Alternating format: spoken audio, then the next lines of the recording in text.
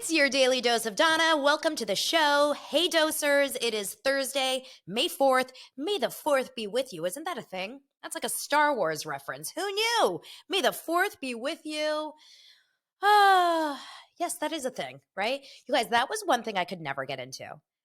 Please don't judge me right now. And if you're watching and you're my husband, you're judging me. I've never seen an entire Star Wars movie. Okay? Listen, I understand that that's shocking to some of you, but I will tell you one thing. A lot of people I've talked to have never watched Dirty Dancing, have never watched Girls Just Want to Have Fun, have never watched Troop Beverly Hills. Now, those are movies that you can't not watch. Those are the movies that you have to, like, those are the essentials. Star Wars, Schmar Wars.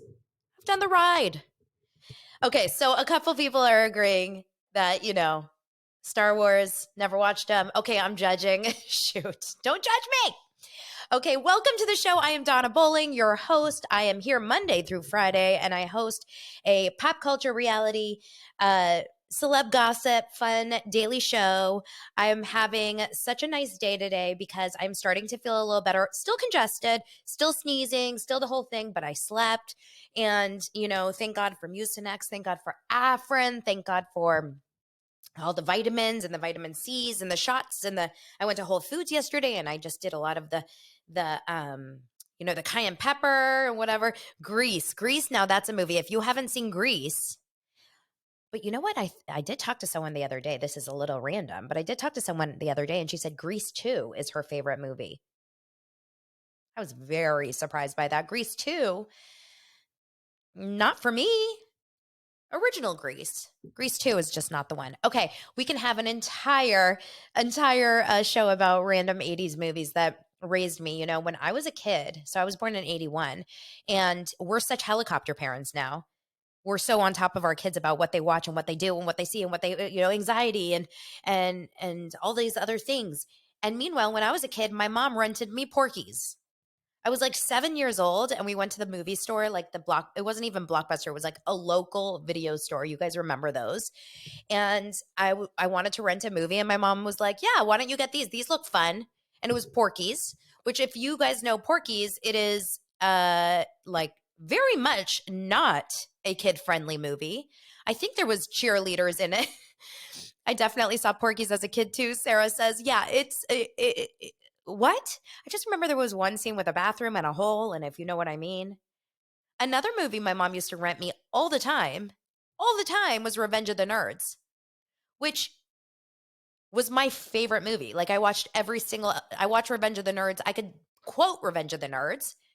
And meanwhile, now as an adult, when you look back and watch Revenge of the Nerds, you're like, that is absolutely not appropriate for kids. There is boobs. There's like the guys are sneaking in and filming the girls. Oh my God, there's so many crazy things that happen in Porky's and Revenge of the Nerds. And my mom thought that was like appropriate behavior. But that's, I don't know if she was just a little checked out. She just wanted to keep us busy. It's like when we let our kids just play Fortnite. It's like, whatever, yeah, leave us alone. We're watching TV. I'm not saying I do that all the time, but sometimes I do. So, oh my gosh. So now we're having some good conversations, a fun little Revenge of the Nerds, little like, I don't know, fact. Robert Carradine is the lead in, is that his name, Robert Carradine? Because there's a bunch. Maybe it's David. No, it's Robert Carradine is the lead nerd, right? It's Robert Carradine. And then the other guy, I think his name is Anthony something, and he was in ER, right? So there's two of the nerds, the main nerds. So the guy that was like, I can't do the laugh. I really don't want to embarrass myself that much for the audio version of this, but the guy who was the lead darker haired nerd. Okay. You've seen him in movies. You've seen him in TV shows for years and years and years. His daughter, her name is Ever Carradine, also an actress. She's on Handmaid's Tale. She's been on a bunch of different shows and I'm so sorry. I'm just going to keep kind of like wiping my nose. And she is a mom of a kid who I went to, who was on my kid's baseball team. So I was sitting there with her and I was like, oh my gosh, your dad is from Revenge of the Nerds, like died over it. She's like, yeah, but I'm also in Handmaid's Tale. And I'm like, oh my God, I know, that's so cool. But your dad, so funny. That whole family, They're all actors. It's a crazy, crazy family. All right, you guys, welcome to the show. Thank you for indulging me and letting me just, talk about random things. As you know, we're going to get so deep. We're going to go into it so hard. That's what she said. Into Vanderpump Rules today, because obviously last night, VPR Wednesdays, spent my entire evening waiting to watch Vanderpump Rules. And I have to say, I also have a little Summer House stuff that I want to talk about because I haven't had a chance. So here's what I'm going to do. I'm going to mention the Summer House thing that I had a TikTok about that went really, really resonated with a lot of people. And then I'm going to get into Vanderpump Rules. So thank you again for being here. Make sure you're subscribed. Make sure you like the video. Make sure you follow along on Instagram, TikTok at This Is Donna Bowling, and give me all the ratings and reviews. I love you guys. Okay. Summer House aired on Monday night. And this season of Summer House, everyone can kind of agree across the board. It's boring. We're struggling. We're not really loving it. There's nothing really going on. The casting is off. There's not enough cute guys. But this episode, we have hottie Andrea here from, visiting with his girlfriend, who's an interesting, she seemed nice, a little interesting. And the two of them are in the house and everyone's very happy for the most part. But meanwhile, secretly, there's a plan going on where Carl is proposing to Lindsay. Now, we've all, as fans of Bravo or the show, have known that they've been engaged since the summer. We knew this was coming, not a shock. You know who was shocked was Danielle. Now, Danielle is in the show as she was introduced. I can't remember specifically if Carl introduced her to the show. Yeah, I believe Carl introduced her to the show. She used to date Carl back in the day, years and years ago. She became best friends with Lindsay. And then when Lindsay and Carl connected and hooked up, she was like the third wheel with them, Tres Amigos type of energy. Meanwhile, she had a boyfriend of her own, Robert the cook, chef, whatever. This is where the whole thing goes awry. Carl and Lindsay are clearly very much in love. Whether you think it's real or not, it doesn't matter. What we're seeing is it looks like they're very much in love. He's very happy. She's very happy. They're in their 30s. They have known each other for 7 years. They met, I think, in 2016. Let these people be, right? They rented a very, very beautiful apartment. We all know about this apartment. It was in the show a couple episodes ago, and Danielle was very weird at that party. She has not in any way supported this relationship this whole summer. She thinks they're moving too fast, even though they've known each other for 7 years. They're in their 30s. They know each other really well. And she moved in with her own boyfriend after 2 months. That doesn't matter. She thinks Carl and Lindsay are moving too fast. She questions everything about them, and she's absolutely unsupportive of their friendship. Now, a lot of people are saying, well, Lindsay pushed her aside when she hooked up with Carl. I'm going to say this. If you think as a best friend that you should still be the person's number one, always the first call, always the first person when someone gets into a new relationship, moves in with her boyfriend and gets engaged, you are missing the boat. I don't believe you can actually be very close with someone when they're going through you have to know as a best friend where your place is when someone is in a new relationship. You know what the worst kind of friend there is? High maintenance friends. The friends that expect you, no matter what you're going through in your life, no matter if you're engaged or married or you have a job, whatever, it doesn't matter. You should be putting them first. We're not in 5th grade. And I've lost many friends over that kind of feeling where I felt like I could never do enough for them. They were always disappointed. And when I was in a very, very busy time with my career, or when I had newborn babies, or when Lance and I first started dating or got engaged or wedding planning or whatever, friends kind of get naturally pushed aside because you're too busy to do it all. And all of my friendships that were not okay with me being really busy as a casting director or really busy, living my life with Lance or really busy breastfeeding with little babies, if they took it personally, they're out. Because you have to also understand where the friend is coming from. And I don't know if you guys agree with this, but this is how I feel. And so in this episode that is coming up, and we'll see the entire thing play out next week, but Danielle literally panics, freaks out, hysterically cries in tantrums over the idea that Carl proposed to Lindsay and she didn't know about it. She totally turned this news of Carl is right now proposing to Lindsay and they're getting engaged too. Why not? Why not? Why was I not there? Why was I not involved? Why didn't she, after everything I've done, how did I not know about it?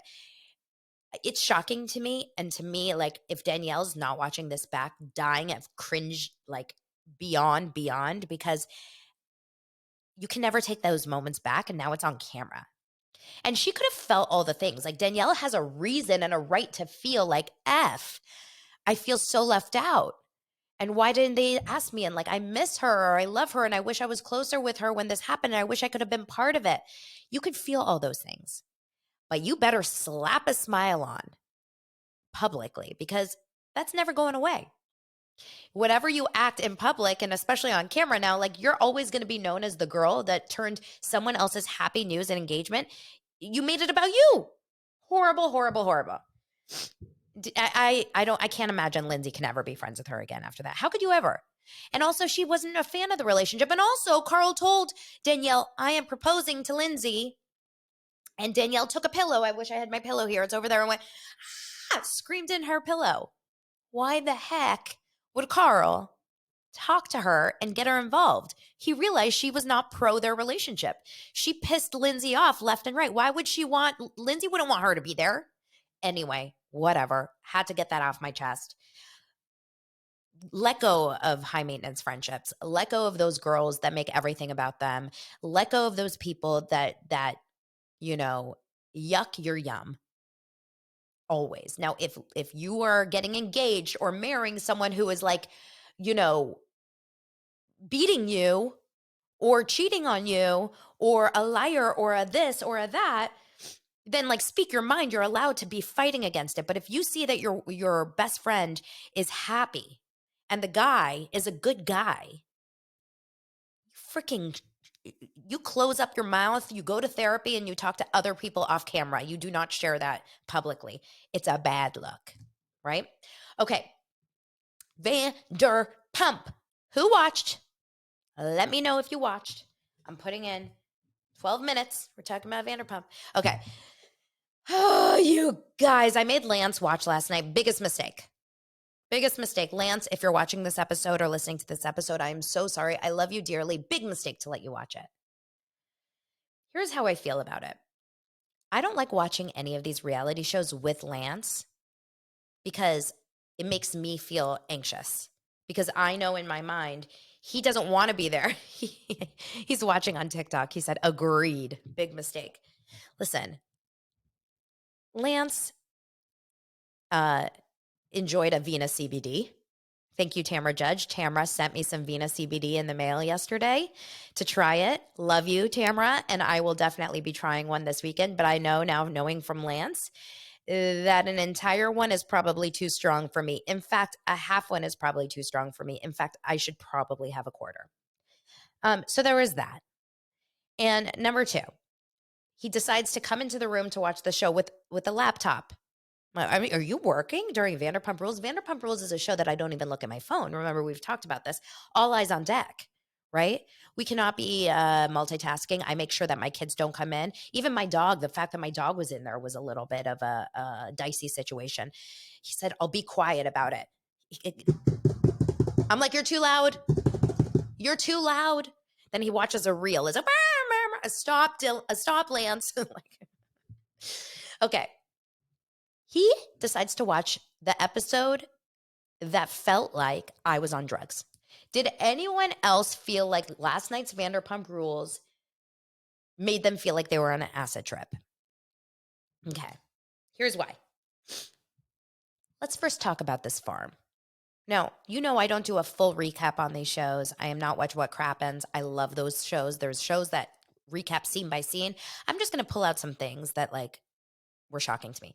This farm. I live here in Los Angeles. I'm going to Google this farm. I need to know more about it because I need to know never to go anywhere near it. Everyone's very different. Some people love to glamp. Some people love to camp. I don't like either, but if I'm going to glamp, I ain't glamping there.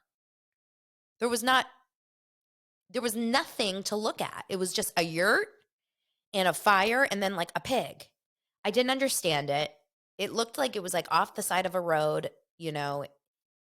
in Riverside or something. Like, it didn't make any sense to me. It was not pretty. There was no stream. There was no tree. There was no, what were they doing there? And how much did the owner of that farm pay them to come and join them for that? Because the owner of the farm was a VPR fan, right? You have to know that, right? There's no question. He's literally Vanderpump. He was at the Abbey probably with Rachel, Raquel, and Tom dancing at 1 a.m. That guy is not, wow, who's this? What is this show, Vander? He was not a farm. I was so confused by it. Very confused. Okay. They go, it's Raquel, it's Tom Schwartz, it's Tom Sandoval and Ariana. The four of them are in the car together, like the cute little, double date. Little do they know that the driver and Raquel behind them are actually, massively in love. While Schwartz is the decoy and poor Ariana is just like blindly and blissfully unaware that her husband or her boyfriend and her best friend are literally not only actually, effing, but each other's obsession. And you can tell the entire episode now knowing. They go to this farm. Sheena, poor Sheena. Sheena was speaking my language. Sheena was like, I don't want dirt. Like, who wants to celebrate their birthday there? I'm not going to judge you if you like to camp. I want to celebrate my birthday I'm a city girl. Give me a nice, beautiful hotel. Give me a great bar, a restaurant, some music, a good martini. That's who I am. I don't care if there's good ranch at the dinner. I would rather, sit at a table, right? Like a nice, okay. So they get there and it's so random. They just like smash a pumpkin and then they feed these pigs and then they just like sit around and drink. What were they doing there? Does anyone know? Like, what's happening? Okay, so they decide to have like a girl's yurt and a guy's yurt, much to Tom and Raquel's probably depression that they weren't together. And this was the takeaway from these scenes. Number one, it felt like they were high on mushrooms the entire, not only were they high on mushrooms, but the editors were high on mushrooms for all of these scenes. Lance was like, whoa, is every episode edited like this? And I said, no, I've never seen anything like it. He's like, I feel like I'm watching an MTV show from the mid-90s.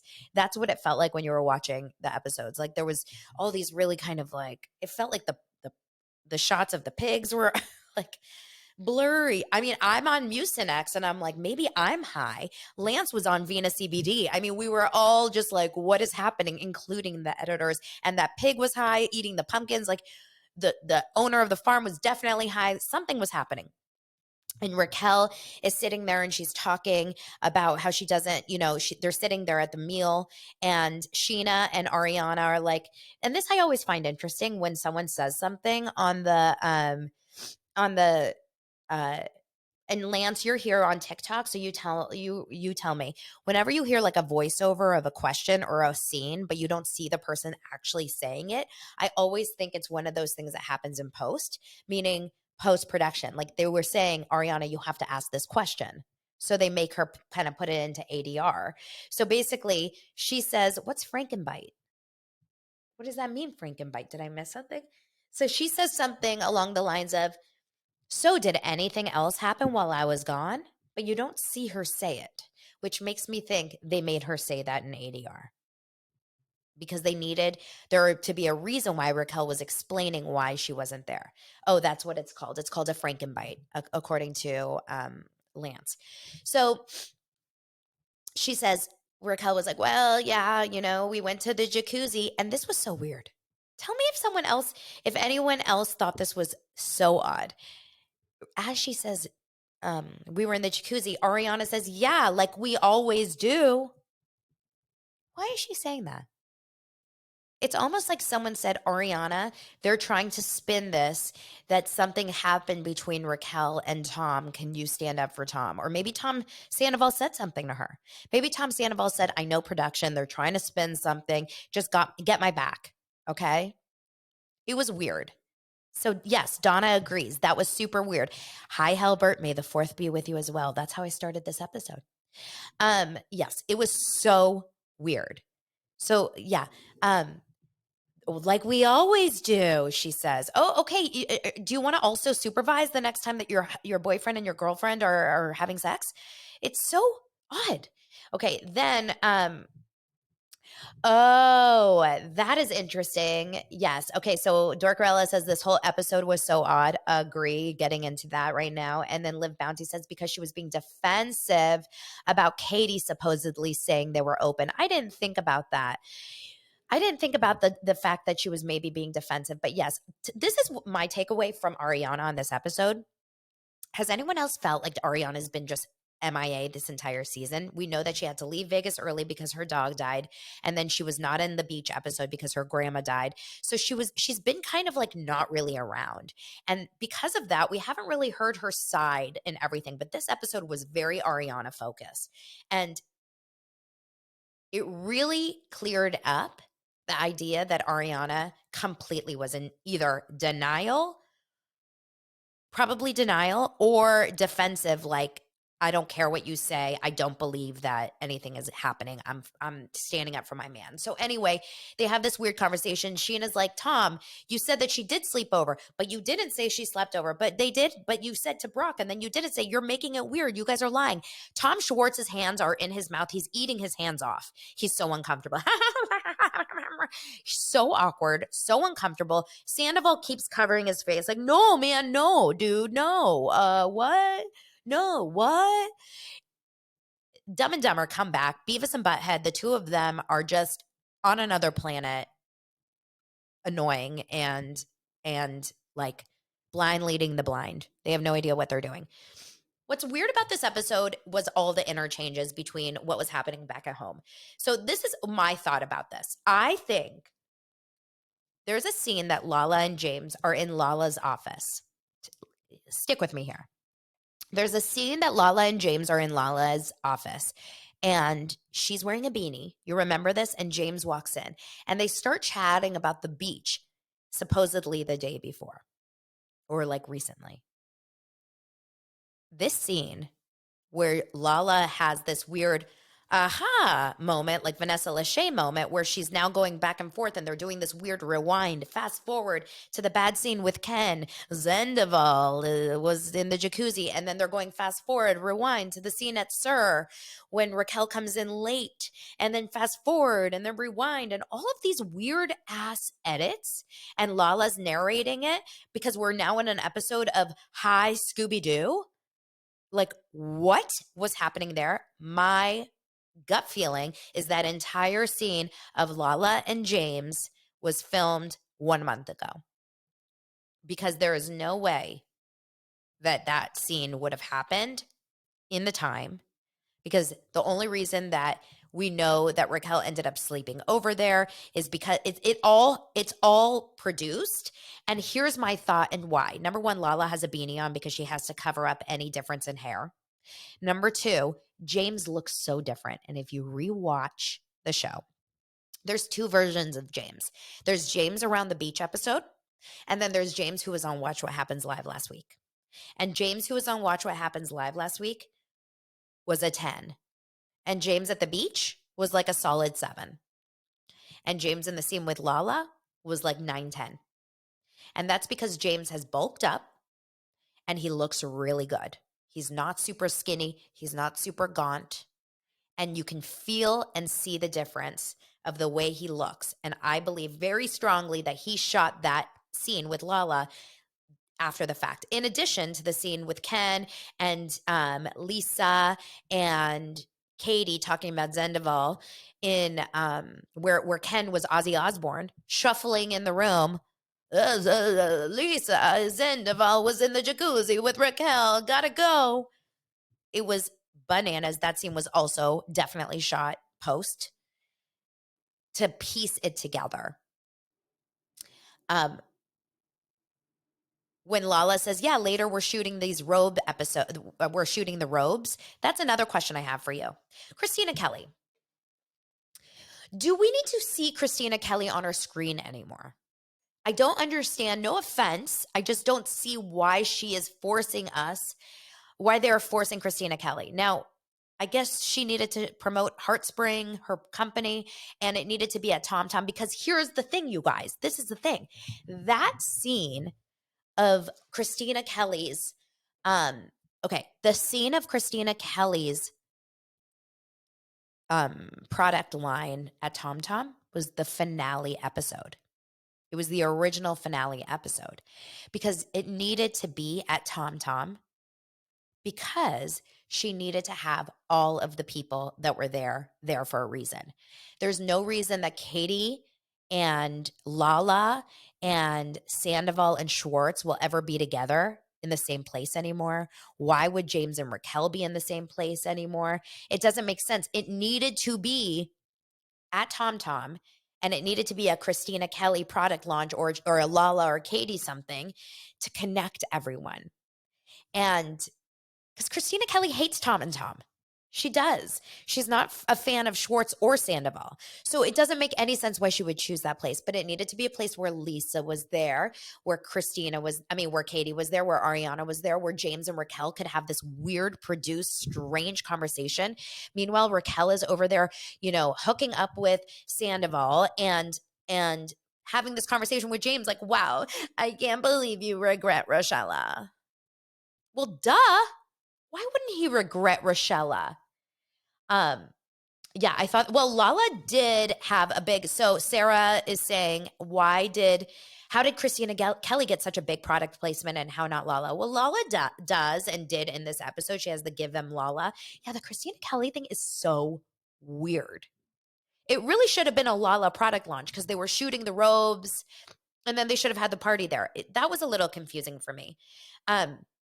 Okay, so there is a scene where Ariana is talking about her grandma, and she's talking in the we're back at the acid camp, the acid trip camp, and Raquel is talking about, like, you guys are everything to me. You guys are my forever friends. And she's looking straight at Sandoval, and he's looking at her, and he's like, I am so proud of you, Raquel. I've never seen anyone so happy for someone before. Right. And then they continue to take more mushrooms, I assume, or more God knows what, because everyone's just so high eating Sour Patch straws by the fire. And they were over at, they're by the fire, and Ariana's got Raquel's back beyond. And Tom goes, we got a gift for you, me and Ariana, meaning Tom. Like, Tom led the charge on this gift, and Ariana's just like smiling along. It's so confusing to me. They go and they give her these beautiful sunglasses, and she's so happy. And then it cuts to this Raquel confessional where she's talking about how, because she's aged out of pageants, which, by the way, like, no offense to pageant girls, but it's just so bananas to me, the whole thing. Like, I've aged out of pageants, so now I have to figure out what I'm going to do with my life. As if she was like the massive pageant winner. And she said, I am done being the good girl. I mean, the producers of Vanderpump have never gotten a more apropos interview. I am done being the good girl. I want to, live my life now for me. So, okay, one other thought from this one moment that was so weird. Oh yeah, so confusing. Pretty sure Ariana had nothing to do with the sunglass purchase. Absolutely. Tom was like, I'm going to get these for Raquel. I mean, Tom is using Ariana and Schwartz as ways to get to Raquel. He's pushing Raquel and Ariana closer because he needs a reason. He's pushing Schwartz and Raquel closer because he needs a reason. It became like an addiction for the two of them. You can see it. And this one scene where Sheena gets randomly invited to Christina Kelly's huge product launch. Like, by the way, if you're going to have a big product launch where you're renting out an entire area of TomTom and you're putting up all your product, you're not sending out a random text invite 24 hours before. Why do they think we're so stupid? So Sheena's sitting there and she goes, oh, by the way, Christine, I just got invited tomorrow night. Christina's having this huge product thing. We're having this huge product thing tomorrow. Weird. And they want Raquel to go. Raquel's like, I'll go as your date, Schwartz. So Sheena goes, I'm going to ask and see. Okay, guys, I got a text. Raquel can come. I've never seen anything like Tom. You guys, do you guys remember this? Tom, yes, you go. Yes, Raquel, you can come. He's like, another night that I get to spend with my lover. Ridiculous, insane. Okay, and then you see them dancing in the yurt under the galaxy lights. Like, if that is ever a birthday party for me, Lance, if you're still watching, if you ever throw me a party where there's a yurt, a galaxy light, and Sour Patch straws, like, I'm out. I don't want it. Take me to Tom Tom. Okay. This last scene is crazy. So Katie and Ariana have this heart to heart because Ariana was not really happy with what she had heard that Katie said about this idea that they have this little bit of a weird, open relationship. And Katie's like, I didn't say that. I basically meant, and I can kind of understand that Katie basically said this, that Katie said, listen, they live kind of separate lives. And I really do think that they did, because Ariana is a homebody. She was, very honest about that. I'm a homebody, and Tom is a going out party, having sex with Raquel person. She didn't know that part, but that was really what was happening. And so Katie basically probably said, listen, they live kind of separate lives, and they're not like on each other's jock. You know how some couples need to know exactly where their people are, and the other ones give it more freedom. That's probably what Katie meant. But anyway, Ariana says, like, that makes me look stupid and whatever. And then she says, I love and trust Tom, and I love and trust Raquel. And Raquel has given me no reason to feel any other way about her. And and I fully, fully believe that she is nothing. What did she say? She said she has been a pleasure, nothing but a pleasure. And Katie has said, Katie, the unsung hero of this entire season, Katie, the one person who's always in her gut known that Raquel is bad news bears. Katie says, oh yeah, a delight. She said a delight. Katie says, I hope that Raquel is being a good friend to you. Katie knew. Now, let me just say one thing really fast. If anyone said to me, I would make sure to check in on, the way Lance is with this one girl. I would check in on it. It feels a little fishy to me. I literally would probably say, like, you're crazy, that's insane. And then immediately I would become private investigator. Because the second there's smoke, there's fire. And people don't, like, rumors don't come out of nowhere, right? Yeah, this is going to be kind of Katie's comeback season because we hate Schwartz now. And we can't stand Raquel, and it kind of makes sense. Katie was the only one that was going to bat this entire time. Lala, sorta, but yes. Okay, meanwhile, Ariana's like, no, Tom is my ride or die. Until that last scene. Did you see this last scene, you guys? And then I'm going to cut this down, although TikTok is blowing up over here. Welcome. This last scene, Lala, looking so gorgeous, by the way, when they're stealing all of Christina Kelly's products, which is, by the way, so what I would do. Like, what a relatable moment when Lala's like, I love free shit. And Lala's throwing all this stuff in her bag, and Ariana's there too. And Ariana's so sweet. She goes, thanks so much for texting me, Lala. It's been a really, really rough go. And Lala's like, I feel for you. Are you okay? And then she said, because I thought, I noticed that you were, Tom had said to me that you were really mad at him because he didn't come home during that Labor Day party. And Labor Day party was the party that we've seen on Sheena's vlog now, where Jax was there and all of the cast was there pretty much. And Tom was hammered beyond belief, partying with Raquel Rachel and saying, I can't get an Uber to come home. While Jax was saying there were Ubers left and right. Like, we live in LA, you guys. There is no way you can't get an Uber. If you can't get an Uber, you get a Lyft. If you can't get a Lyft, you call Beverly Hills Taxi Company. You can get home, okay? We're not in the, we're not at the farms, the acid farms where they were at. And then when Lala said, yeah, because he was there with Jason, where's Jason? We need to hear from Jason. Someone get a mic on Jason. Bring Jason to the reunion. Where Jason said he was leaving, and Tom said, I don't want to leave yet. And Ariana immediately says, Tom, get over here. I mean, the way Lala's stomach probably dropped, because she's like, I'm not dealing with this on my own. I'm not standing up for Tom. He needs to. Tom, get over here. Lala's saying that you said to Jason that you were staying. And he goes, what? Again, what? And then Schwartz is probably not even part of the conversation, but his spidey sense is going off. He's eating his fingers somewhere else, making a vodka soda for Katie's mom, who wants to, they want to murder him. He says, what? No, I mean, I thought you wanted to be alone. She says, I told you I wanted you to come home. What? I couldn't, no, because I couldn't get a car. Lala goes, Tom, I was standing right with you. Jason said, I'm leaving, and you said, I'm going to stay. And Ariana goes, what? You told me that when Jason left, you were not around. You were in the bathroom taking ew. And Tom goes, I don't know. I don't know. Now, this was the part that killed me. Ariana looks at him and says, it's okay. The whole day worked out. It was fine. It ended up being fine. But yeah, I did kind of want you around. And she's like playing with his mustache or like fixing something and getting it off his chin. The way that she didn't just go to town and say like, WTF, where have you been? I'm going through the hardest summer of my life and you chose to party? This wasn't even about Raquel necessarily, but he chose to party instead of being home with her. And then she said in the confessional, I am Tom's number one stan, and I don't think he is for me. The way my heart broke for Ariana in last night's episode.